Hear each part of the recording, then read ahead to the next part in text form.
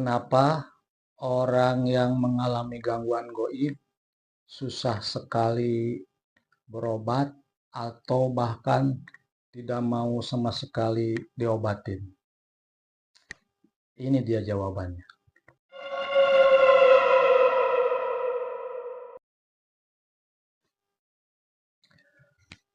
Assalamualaikum warahmatullahi wabarakatuh. Bertemu lagi saudaraku dengan channel saya Jejak Raden Mulia Story.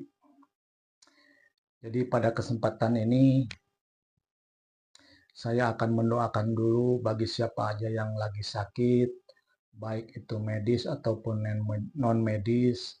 Semoga Allah sembuhkan. Semoga Allah angkat lagi segala penyakitnya. Bagi siapapun, terutama bagi saudara-saudara kita yang mengalami bencana di luar kota ataupun di luar pulau, kita doakan semoga semua itu cepat berlalu dan kita bisa mengambil hikmah dari semua kejadian itu. Baik saudaraku semua, pada kesempatan ini saya akan membahas satu fenomena di antara beberapa pasien saya ataupun subscriber saya yang banyak sekali bertanya baik lewat HP ataupun nge-inbox gitu ataupun nge-WA. Jadi mereka itu mempunyai terutama gangguan gaib lah. Jadi beberapa gangguan gaib. Dan mereka selalu bertanya, kenapa ya Pak Ustadz, setiap kali saya mau berobat atau setiap kali saya ingin berobat, mereka tuh selalu tidak jadi ataupun malas untuk berobat gitu. Sering pertanyaan itu mereka ajukan kepada saya dan saya selalu menjawab dengan apa yang saya bisa sepengetahuan saya. Jadi saudaraku semua, ada satu fenomena kenapa orang yang mengalami gangguan gaib susah sekali untuk berobat atau sama sekali tidak mau berobat. Jadi begini pemirsa, gangguan gaib itu tentunya beda dengan medis. Kalau medis ya istilahnya kalian juga sudah pada tahu. Nah, kalau non medis terutama yang berkaitan dengan masalah gaib, jadi yang tidak mau berobat ataupun yang tidak mau diobatin itu bukan si orangnya yang sakit, bukan si pasiennya yang mengalami gangguan gaib tersebut, akan tetapi makhluknya itu. Jadi makhluk jinnya itu, jin yang pasif itu yang mengganggu di tubuh dia gitu, baik itu makhluk kiriman ataupun makhluk yang bekas ngilmu, misalkan dari wirid ataupun dari tirakat ataupun sebagainya, ataupun makhluk yang ketika kita bermain ke satu wilayah ataupun daerah yang di situ terdapat komunitas-komunitas makhluk tersebut gitu, makhluk gaib tersebut, sehingga makhluk tersebut ada yang suka ngikut. Dalam artian si jin ini senang kepada orang tertentu lalu dia ngikut, mengganggulah, masuklah ke dalam tubuhnya. Jadi kembali lagi itu diantaranya gangguan-gangguan gaib seperti itu, baik itu kiriman ataupun yang dari ilmu atau tirakat dan sebagainya. Jadi yang tidak mau diobatin itu bukan orangnya gitu. Jadi makhluk tersebut, jin tersebut membisikkan kepada orang yang mau berobat, yang sakit tersebut, yang mau diobatin itu untuk supaya jangan berobat, sudah diam saja, nggak apa-apa kok. Nah, mereka itu membisikkan seperti itu. Atau bahkan ketika sudah janji dengan seseorang, dengan praktisi gitu, mau diruqyah atau sejenisnya, ketika mau pergi, kita diganggu gitu. Baik itu tiba-tiba perutnya sakit, tiba-tiba kepalanya pusing, sehingga kita itu untuk mengurungkan untuk berobat gitu. Atau bahkan eh, tidak ke fisik, misalkan tidak pusing, tidak sakit perut, lalu misalkan mau naik kendaraan, tiba-tiba kendaraan tersebut, motor atau mobil, eh, bannya gembos lah gitu, atau bahkan si motornya susah hidup lah. Itu sengaja. Fenomena-fenomena seperti itu banyak sekali gitu, yang saya alamin terutama ya. Nggak tahu mungkin sama yang praktisi-praktisi lain, mungkin ada kesamaan gitu. Jadi mereka tuh selalu mengeluhkan seperti itu, Pak Ustadz, eh, kenapa ya, kan saya sudah janji gini-gini mau pergi jam sekian ketemu Pak Ustadz, ke tempat Pak Ustadz gitu. Tiba-tiba kok saya pusing, tiba-tiba kok saya sakit perut, atau tiba-tiba kendaraan saya nggak mau hidup, seperti itulah. Nah, saya cuma menjawab dengan ketawa aja. Saya dengan tersenyum menjelaskan, Ibu, Bapak, kendala seperti itu sudah tidak asing bagi saya. Karena saya sudah tahu bahwa yang mengganggu itu atau yang males itu makhluknya tersebut, jin tersebut, untuk supaya mengurungkan niatnya tidak mau diobatin, supaya jangan lagi tidak supaya jangan mau berobat karena mereka tidak mau terungkap, tidak mau ketahuan bahwa mereka yang mengganggu di dalam tubuhnya itu si jin makhluk tersebut gitu. Jadi seperti itu, saudaraku semua. Itu banyak sekali yang menanyakan kepada saya, beberapa lah gitu. Dan kadang-kadang ataupun ketika saya dipanggil ke rumahnya gitu ya, tiba-tiba, eee, "Ustadz jangan sekarang ah, ini perut saya sakit sekali, lemas, nggak bisa duduk, pinginnya tiduran." Nah, seperti itu.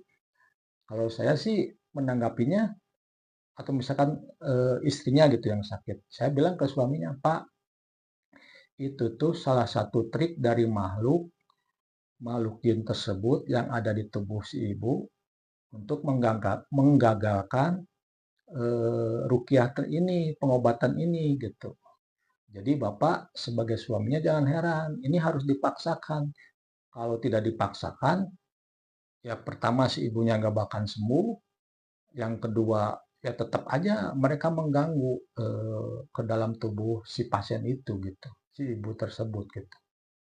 Ya nggak bakalan sembuh kalau tidak dipaksakan. Jadi memang kita harus bertawakal, mohon petunjuknya, mohon kekuatan kepada Allah Subhanahu wa Ta'ala untuk dikuatkan hati untuk merobat, untuk dikuatkan keinginan untuk sembuh, mencari jalan kesembuhan lewat ruqyah, syariah. Nah, seperti itu. Jadi kita harus bertekad untuk sembuh gitu. Karena kalau tidak dilawan, emang misi makhluk jin tersebut yang sengaja mengundur-mundur atau menghalangi kita untuk berobat. Seperti itu, saudaraku semua. Nah, tinggal kitanya aja gitu, mau memaksakan atau mau melawan bisikan-bisikan atau gangguan-gangguan tersebut, atau kita mau menyerah.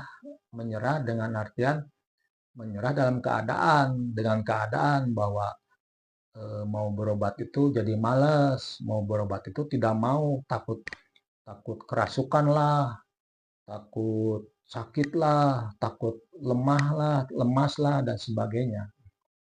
Jadi emang ada beberapa eh, pasien-pasien atau yang sakit-sakit ketika di ruqyah itu gejalanya seperti itu, saudaraku semua.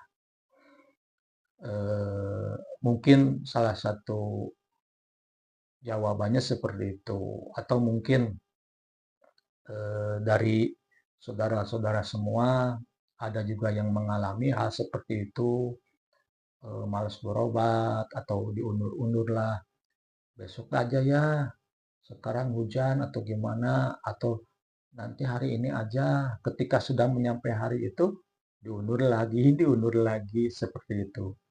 Dan saya cuma bisa ketawa aja. Jadi saya hanya mempasrahkan diri saya bahwa semua itu eh, Allah yang ngatur, Allah yang kuasa.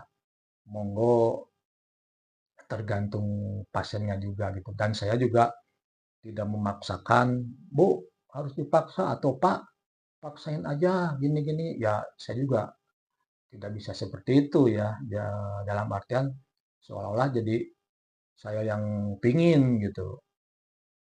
Jadi emang itu harus ditanamkan kepada pasien ataupun pasangannya gitu. Sehingga beliaulah yang memaksa untuk berobat, mereka-mereka lah yang memaksa untuk ingin sembuh, mencari kesembuhan lewat ruqyah syariah gitu. Seperti itu. Mohon maaf saudara, ini agak sendawa. Dan satu lagi, saudara semua, bahwa ada satu lagi permasalahan ketika mungkin ada salah satu pasien gitu ya, Pak Ustadz, saya tuh sebelum ke Pak Ustadz tuh pernah diruqyah sama orang ini atau praktisi ini, tapi kenapa ya tidak ada reaksinya atau tidak terasa apa-apa, malahan sakitnya makin menjadi-jadi gitu. Malahan tambah parah lah, misalkan kalau misalkan sakit perut, perutnya tambah parah gitu, seperti itu. Kenapa ya Pak Ustadz gitu? Padahal saya sudah 1-2 kali diruqyah gitu. Nah, ini juga sering terjadi saudara di antara pasien-pasien atau orang-orang yang sakit di gangguan gaib gitu, yang mengalami gangguan gaib. Jadi begini saudara, perlu saya tegaskan bahwa ruqyah syariah itu tidak menjamin seseorang untuk sembuh. Tidak menjamin bahwa dengan diruqyah ataupun dengan saya ataupun dengan orang lain, dengan praktisi-praktisi lain, ustadz-ustadz yang lain, bahwa dengan diruqyah itu kita langsung sembuh gitu. Tidak menjamin seperti itu. Kenapa? Karena ruqyah itu adalah ikhtiar, ikhtiar mencari kesembuhan. Dalam artian sama dengan berobat ketika sakit medis, flu, pilek atau batuk gitu. Ketika kita berobat ke dokter, belum tentu langsung sembuh gitu. Karena yang bisa menyembuhkan itu adalah Allah Subhanahu wa Ta'ala yang Maha Kuasa di atas segala-galanya, yaitu dengan syariat. Kalau medis dengan obat, ketemu dokter, diperiksa dan sebagainya. Yang non medis yang mengalami gangguan masalah gaib, salah satunya dengan teknik atau pengobatan ruqyah syariah dengan dibacakan ayat-ayat ruqyah, ayat-ayat suci Al-Quran. Nah, peruqyah dengan si pasien yang sakit itu harus sama-sama bertawakal, mempasrahkan diri, meminta pertolongan kepada Allah Subhanahu wa Ta'ala gitu. Jadi jangan semata-mata yang sakit itu mengandalkan si peruqyah karena misalkan dia percaya dengan membaca Al-Quran pasti mustajab gitu. Memang seperti itu, akan tetapi itu kan hanya syariat, baik si peruqyah ataupun ayat suci Al-Qurannya. Karena yang bisa menyembuhkan adalah Gusti Allah, Allah Subhanahu wa Ta'ala yang Maha Kuasa. Jadi sebelum kita mau pengobatan ruqyah atau mau diruqyah, kita harus berpasrah diri, bertawakal dulu kepada Allah untuk mencari kesembuhan lewat ruqyah. dengan jalan ruqyah.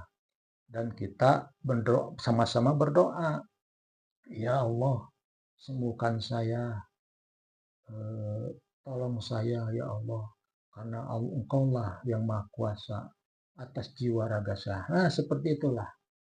Jadi yang sakit ataupun dengan yang si peruqyah itu sama-sama bertawakal, eh, semuanya menggantungkan kepada Allah Subhanahu wa taala.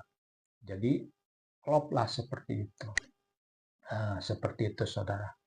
Dan kadang-kadang di balik itu semua ada yang tidak percaya, ada yang istilahnya apa ya, ragu, saya sembuh nggak ya? Dengan ini saya di ruqyah ini saya bisa sembuh nggak ya? Jadi seolah-olah kurang pede gitu. Nah, hal-hal seperti itu yang menghambat kesembuhan gitu. Dan Allah Maha mengetahui akan hati-hati, akan hati atau pemikiran kita umatnya gitu. Allah Maha tahu gitu. Nah, itulah yang menghambat kesembuhan gitu. Jadi sebaiknya yang mau mencari pengobatan lewat syariah, lewat ruqyah, kita bertawakal dulu, berpasrah dulu, meminta pertolongan kepada Allah lewat dengan cara ruqyah gitu, dengan cara pengobatan ruqyah gitu. Nah, itu tuh salah satu cara atau salah satu ikhtiar kita mencari kesembuhan. Tapi tetap kita bermunajat kepada Allah Subhanahu wa taala karena beliaulah yang berhak menyembuhkan, yang mempunyai kuasa atas kesembuhan kita. Seperti itu, Saudara. Dan lagi di antara beberapa kejadian yang setelah saya tangani itu, orang itu yang sakit ya, terutama yang mengalami gangguan baik itu santet ataupun apa ya, diwadahkan seperti itu, ditumbalkan lah. Sudah berobat ke mana-mana, katanya berobat ke sini, keluar kota, kota ini, kota itu. Beliau langsung baru ketemu dengan saya, beliau menceritakan, ini kok ini kok ini begini. Ternyata setelah saya obatin, dia juga akhirnya apa ya, ragu-ragu terhadap saya gitu. Kenapa? Kenapa kok Pak Ustadz ini masih terasa ya? Kenapa ini masih ada? Misalkan ada yang sakitnya di kaki gitu. Nah, kita tuh harus sadar dulu, harus sadar diri juga. Kenapa? Terutama yang mempunyai gangguan-gangguan makhluk gaib itu, makhluk jin itu setelah beberapa lama gitu, bertahun-tahun gitu. Nah, itu kan menjadikan efek jadi asalnya non medis jadi ke medis gitu. Dan itu tidak bisa sama sekali dengan satu kali ruqyah bisa langsung sembuh. Jadi kembali lagi ke tadi, kalau kitanya tidak percaya, kalau kitanya ragu, Allah tidak akan mengabulkan.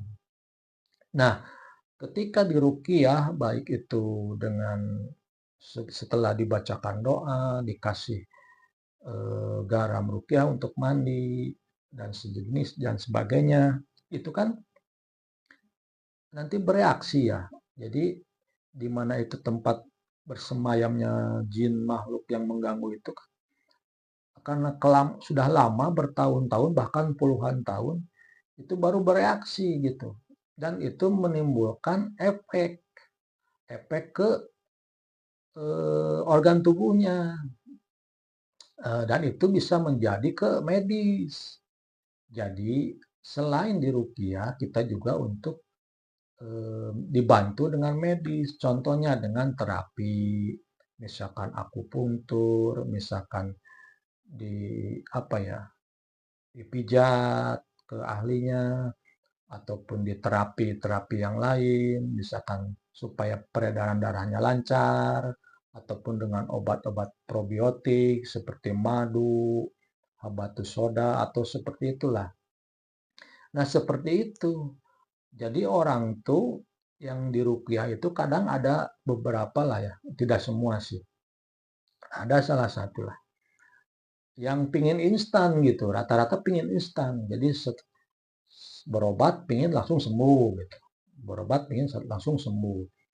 Jadi setelah saya pikir pantesan gitu, orang ini berobat ke sini, berobat ke sana, ke orang ini, ke praktisi ini, sudah semua dikelilingi, uang habis berapa gitu, biaya tidak sembuh-sembuh. Ternyata faktor dalam dirinya gitu, yang istilahnya tidak percaya dan pingin instan, pingin langsung sembuh gitu.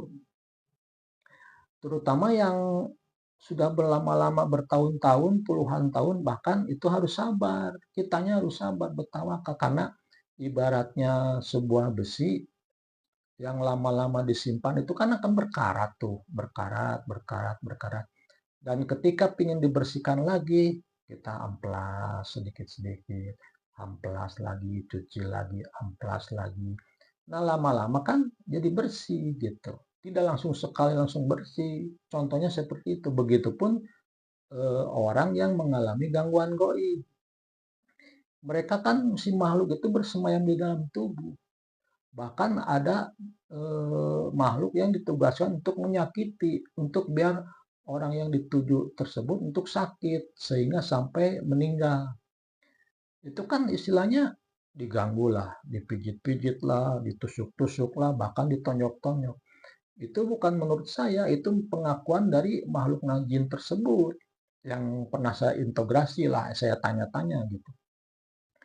Nah itu kan dari hari ke hari, bulan ke bulan, tahun ke tahun, lama-lama kan rusak organ tubuh kita gitu. Dan itu menimbulkan efek.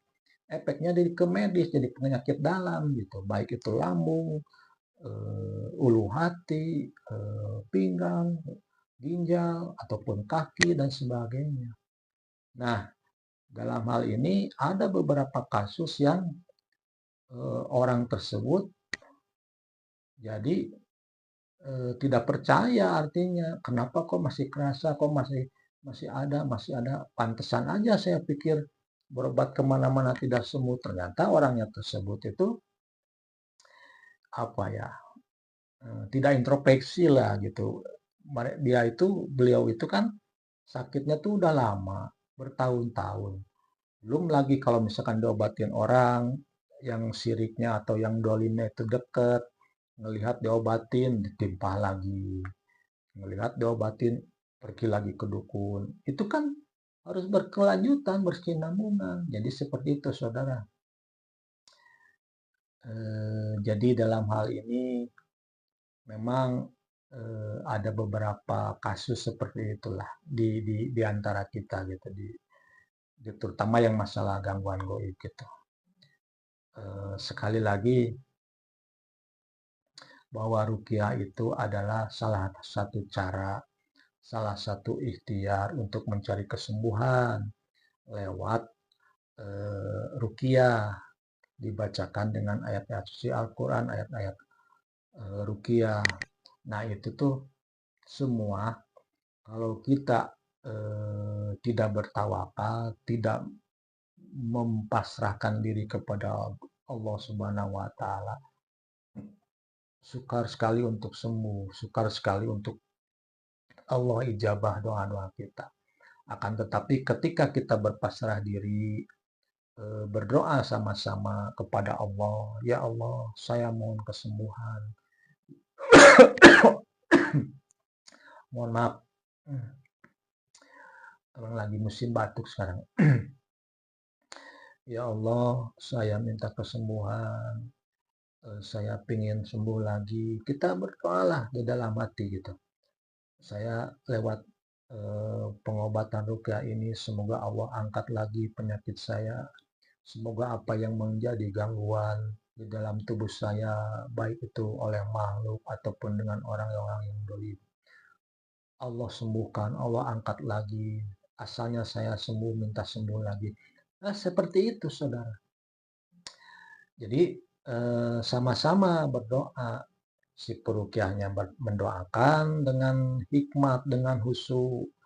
Karena si peruqyah itu juga sulit tuh, kenapa? Karena kadang selain membacakan ayat-ayat ruqyah, beliau juga harus berbentrokan dengan energi-energi yang ada di dalam tubuh si pasien. Di dalam pasien itu kan ada beberapa makhluk, kadang tidak cuma satu, dan mereka itu melakukan perlawanan, dan mereka itu mengganggu konsentrasi supaya si peruqyah juga buyar gitu.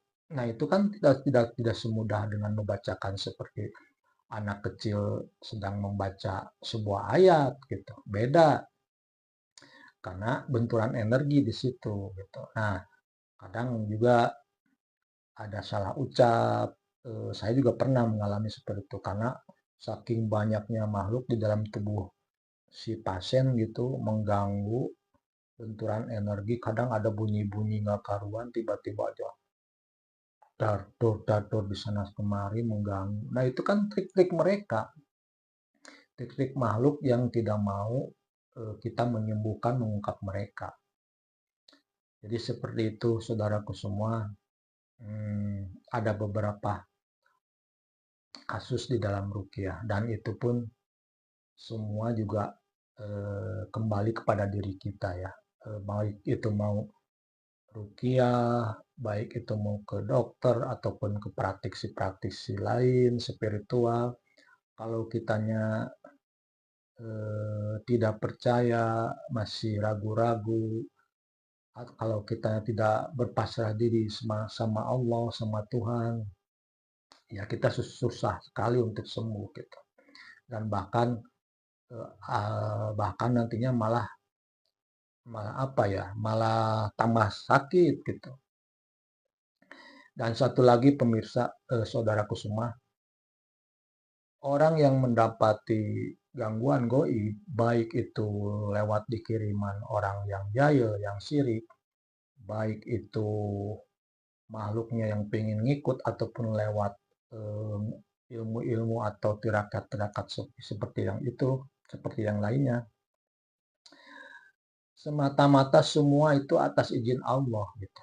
Kenapa kok saya bisa kena santet? Padahal saya rajin sholat, rajin zikir, rajin sedekah gitu, rajin ke masjid. Kenapa kok saya masih kena gitu?